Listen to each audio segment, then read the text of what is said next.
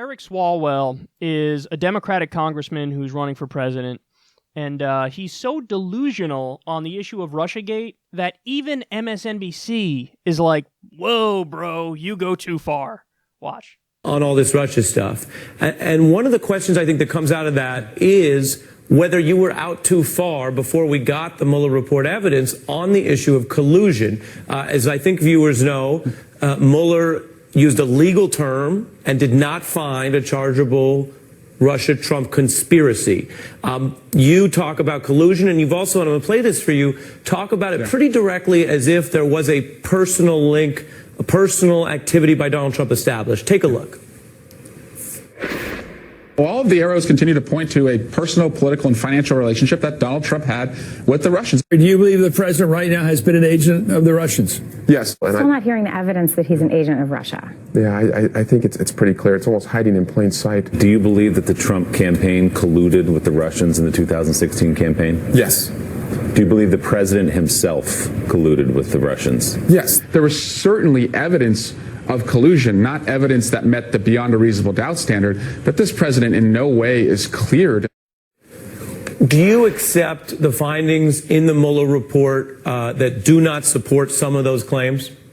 Well, I accept that I probably should have been out there a little bit earlier, because who knew how many links there were, 200 pages of links. I accept also, Ari, that prior Congresses did not have an imagination to see a president or a campaign have so many concerning conduct and not write laws to prohibit it. But it didn't meet the standard beyond a reasonable doubt.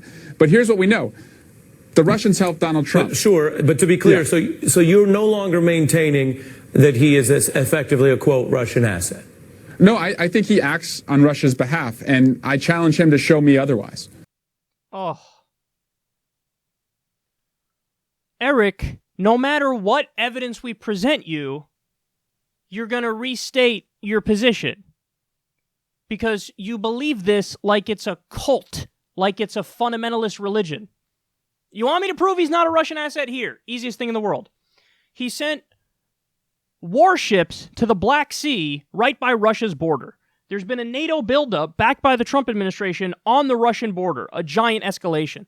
He sent weapons to rebel groups in Ukraine. Such a giant escalation and a slap in the face to the Russian government that Obama refused to do it because he said that's too hawkish of a posture. He's been yelling at Angela Merkel for months now to get out of an oil deal they have with the Russian government because she wants them to, or Trump wants her to do a deal with the U.S. instead so that, we get the money and we get the profits and you undermine the Russian government. That would absolutely cripple the Russian economy. If he's a puppet, he's the worst puppet in the fucking world. We're permanently, militarily occupying Syria. Russia is one of Syria's top allies. They definitely don't want that. Trump axed an oil deal that was supposed to go through between ExxonMobil and the Russian government. Again, terrible for Russia, terrible for Putin.